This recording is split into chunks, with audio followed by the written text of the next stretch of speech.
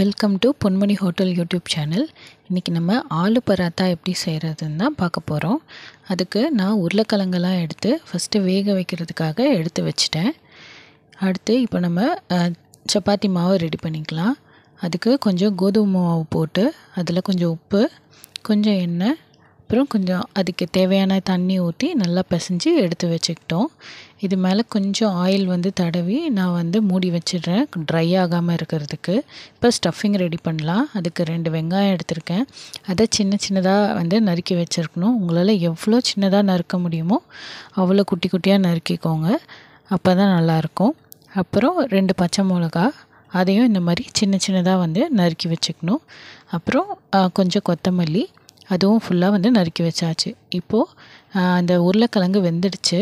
அதை நல்லா நம்ம மசிச்சுக்கலாம். கொஞ்சம் சூடாக இருந்ததுனால நான் கரண்டியில் மசிச்சுக்கிட்டேன். அப்புறம் ஆறுனதுக்கப்புறம் நல்லா கையில் மசிச்சு விடுங்க. அப்போ தான் அதில் கொஞ்சம் கூட கட்டியே இல்லாமல் நல்லா சாஃப்டாக நசுங்கும். அதில் இப்போ நம்ம நறுக்கி வச்ச வெங்காயம், பச்சை மிளகா, கொத்தமல்லியெல்லாம் போட்டு நல்லா மிக்ஸ் பண்ணிக்கணும். கையிலே நல்லா மிக்ஸ் பண்ணிக்கோங்க. இப்போ அந்த மிக்ஸ் பண்ணதில் கொஞ்சம் சீரகம், அப்புறம் கொஞ்சம் மஞ்சத்தூள், அப்புறம் மிளகாத்தூள், அதுக்கப்புறம் கொஞ்சம் உப்பும் பெருங்காயமும் போட்டு நல்லா மிக்ஸ் பண்ணி வச்சுக்கோங்க.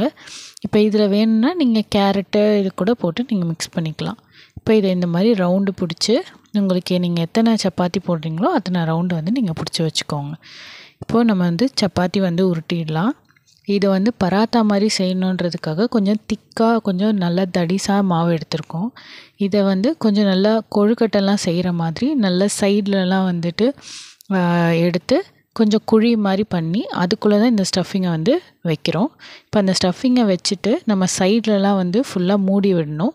அதில் அந்த ஸ்டஃபிங்கே தெரியாத அளவுக்கு அந்த மாவை வச்சு மூடிடுங்க. அதில் கொஞ்சம் தெரிஞ்சாலும் வெளியில் வந்துடும். அதனால நம்ம நல்லா மூடிக்கலாம். ஒருவேளை லைட்டாக கேப் இருந்தனாலும் இந்த மாவு நம்ம தேய்க்கும் போது கொஞ்சம் மாவு மேலே போடுறதுனால அது மூடிடும். இப்போ கொஞ்சம் மெதுவாக தேய்ங்க. இதை ரொம்ப அழுத்தி தேய்ச்சிட்டிங்கன்னா உள்ளே இருக்க ஸ்டஃபிங்லாம் வெளியே வந்துடும். அதனால் கொஞ்சம் மெதுவாக தேய்ச்சிக்கோங்க. எவ்வளோ தின்னாக தேய்க்க முடியுமோ அவ்வளோ தேய்ச்சிக்கோங்க. அப்போ தான் டேஸ்ட்டாக இருக்கும். ரொம்ப திக்காக இருந்துச்சுன்னா உள்ளே இருக்க ஸ்டஃபிங் அவ்வளோவா தெரியாது, கொஞ்சம் ரஃப்பாக இருக்கும். அதனால் கொஞ்சம் தின்னாக தேய்ச்சிக்கோங்க. இப்போ நம்ம தேய்ச்சாச்சு. இதை பேனில் போட்டுக்கிறோம். போட்டு மேலே கொஞ்சம் கீ தடவிட்டு நான் திருப்பி போடுறேன். இப்போது இந்த பக்கமும் கீ நல்லா தடவி அதை கொஞ்சம் நல்லா வேக விடுங்க. நல்லா 2 பக்கமுமே 2 நிமிஷம் வெந்தோடனே திருப்பி போட்டிங்கன்னா நல்லா சப்பாத்தி மாவு நல்லா வெந்திருக்கும். மேலே நெய் இல்லை பட்டர், நீங்கள் வெண்ணெய் எது வேணாலும் தடவிக்கோங்க. இப்போது நல்லா வெந்துடுச்சு. உள்ளேயும் நல்லா பார்த்திங்கன்னா ஒட்டி இருக்கும் நல்லா மாவோட. இப்போது ஆலு பராத்தா ரெடி. இதுக்கு ஊறுகாய் வச்சுருக்கேன். நீங்கள் வெங்காய பச்சடி எது வச்சுனாலும் நீங்கள் சாப்பிடலாம். ரொம்ப டேஸ்ட்டாக இருக்கும். வெறும் வாயில் சாப்பிட்டாலே உள்ள ஸ்டஃபிங் இருக்கிறதுனால நம்ம சாப்பிட முடியும். ஸோ இந்த வீடியோ பிடிச்சிருந்ததுன்னா லைக் பண்ணி, ஷேர் பண்ணி, சப்ஸ்கிரைப் பண்ணுங்கள். தேங்க்ஸ் ஃபார் வாட்சிங்.